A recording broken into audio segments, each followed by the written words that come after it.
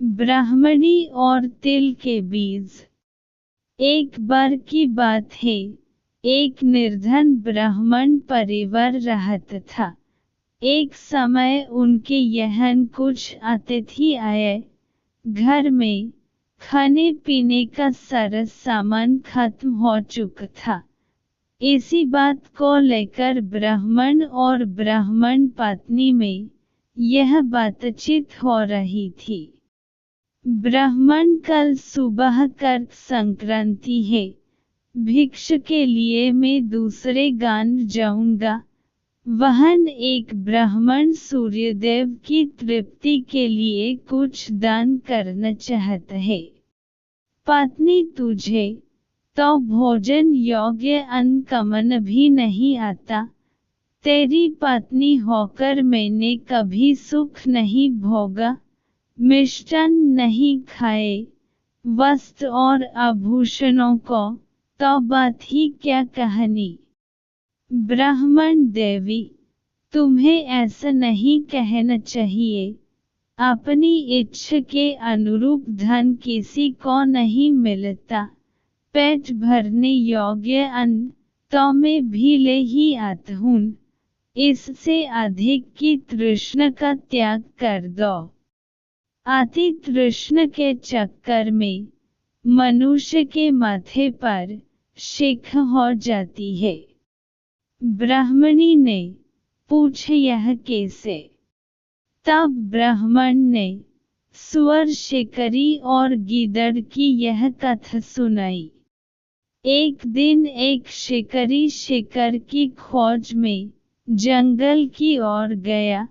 जाते जाते उसे वन में काले अंजन के पहाड़ जैसा काला बड़ा सुअर दिखाई दिया।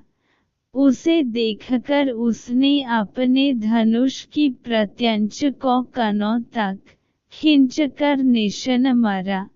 निशाना ठीक स्थान पर लगा। सुअर घायल होकर शिकारी की ओर दौड़ा। शिकारी भी तीखे दांतों वाले सुअर के हमले से गिरकर घायल हो गया। उसका पेट फट गया। शिकारी और शिकार दोनों का अंत हो गया। इस बीच एक भटकता और भूख से तड़पता गीदड़ वहां आ निकला। वहां सुअर और शिकारी दोनों को मर देखकर वह सोचने लगा, आज देववश बड़ा अच्छा भोजन मिला है। कई बार बिना विशेष उद्यम के ही अच्छा भोजन मिल जाता है। इसे पूर्वजन्मों का फल ही कहना चाहिए। यह सोचकर वह मृत लाशों के पास जाकर पहले छोटी चीजें खाने लगा। उसे याद आ गया कि अपने धन का उपयोग मनुष्य को धीरे धीरे ही करना चाहिए। इसका प्रयोग रसायन के प्रयोग की तरह करना उचित है। इस तरह अल्प से अल्प धन भी बहुत काल तक काम देता है। अतः इनका भोग मैं इस रीति से करूँगा कि बहुत दिन तक इनके उपभोग से ही मेरी प्राणयात्रा चलती रहे। यह सोचकर उसने निश्चय किया कि वह पहले धनुष की डोरी को खाएगा। उस समय धनुष की प्रत्यंचा चढ़ी हुई थी। उसकी डोरी कमान के दोनों सिरों पर कसकर बांधी हुई थी। गीदड़ ने डोरी को मुख में लेकर चबाया। चबते ही वह डोरी बहुत वेग से टूट गई और धनुष के कोने का एक सिरा उसके माथे को भेद कर ऊपर निकल आया। मानो माथे पर शिख निकल आई हो। इस प्रकार घायल होकर वह गीदड़ भी वहीं मर गया। ब्राह्मण ने कहा, इसलिए मैं कहता हूँ कि अतिशय लोभ से माथे पर शिख हो जाती है। ब्राह्मणी ने ब्राह्मण की यह कहानी सुनने के बाद कहा, यदि यही बात है तो मेरे घर में थोड़े से तिल पड़े हैं, उनका शोधन करके कूट छांट कर अतिथि को खिला देती हूँ। ब्राह्मण उसकी बात से संतुष्ट होकर भिक्षा के लिए दूसरे गांव की ओर चल दिया। ब्राह्मणी ने भी अपने वचनानुसार घर में पड़े तिलों को छांटना शुरू कर दिया।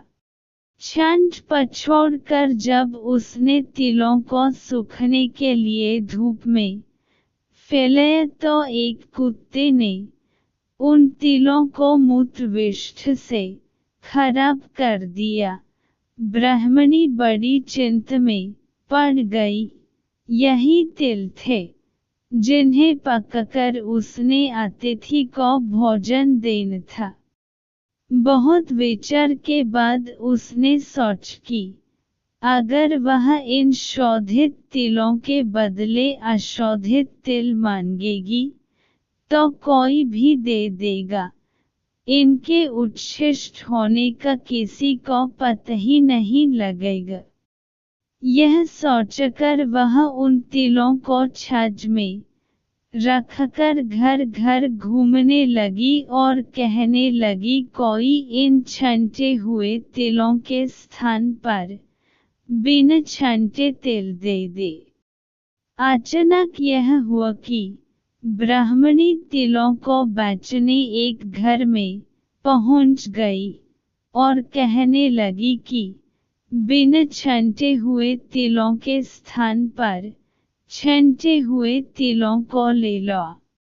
उस घर की गृहपत्नी जब यह सौदा करने जा रही थी, तब उसके लड़के ने, जो अर्थशास्त्र पढ़ा हुआ था, कहा, माता, इन तिलों को मत लो। कौन पागल होगा जो बिना छांटे तिलों को लेकर छांटे हुए तिल देगा। यह बात निष्करण नहीं हो सकती।